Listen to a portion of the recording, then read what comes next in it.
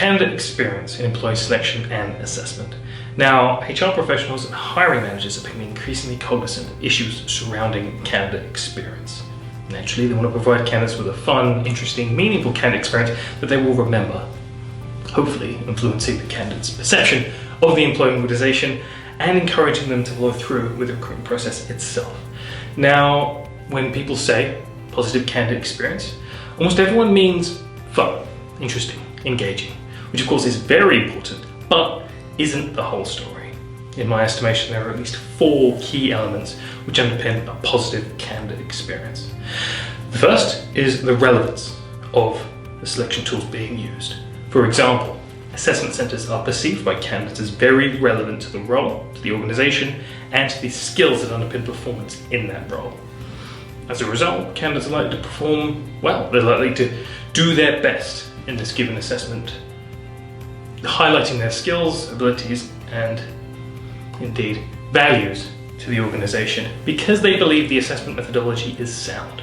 The perceived relevance really improves the candidate experience.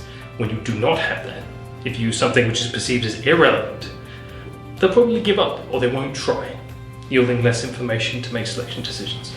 The next issue is convenience. It's all well and good having a very relevant assessment, but if people don't do it, it doesn't yield any useful information. So for example, if you're using an assessment center, say right at the beginning of the selection process, the odds are people aren't going to show up. They're not going to dedicate that kind of time this early on.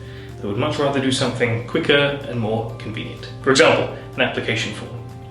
Quick, 5-10 minutes, doesn't require much effort, perfect for something easy, early, and fast. The next issue is difficulty. Now you want assessments of moderate difficulty, ones that candidates will find engaging but not overwhelming. When tests are too difficult, it's prone to cause test anxiety, which is particularly problematic for people of a nervous disposition. When tests and assessments are too easy, what happens is people get bored. They don't really try it and take the assessment seriously, and indeed they may feel that they haven't been fairly vetted. As a result, you want assessments that are challenging and engaging, but not too difficult and certainly not too easy. And lastly, you want assessments which are fun, interesting, and engaging, which is indeed what most people think when you say a positive candidate experience. And there's a good reason for this.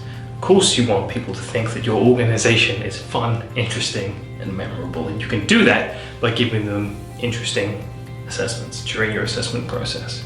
As well as that, there's a good chance that candidates will try harder if they're enjoying the process itself, and they'll certainly be less likely to deselect themselves. As a result, if you can, using things like gamification, you can improve the overall candidate experience by making it more fun, more interesting, and more memorable. So, those are the 4 elements of candidate experience, and all 4 should be optimized to provide the best possible candidate experience for your applicant.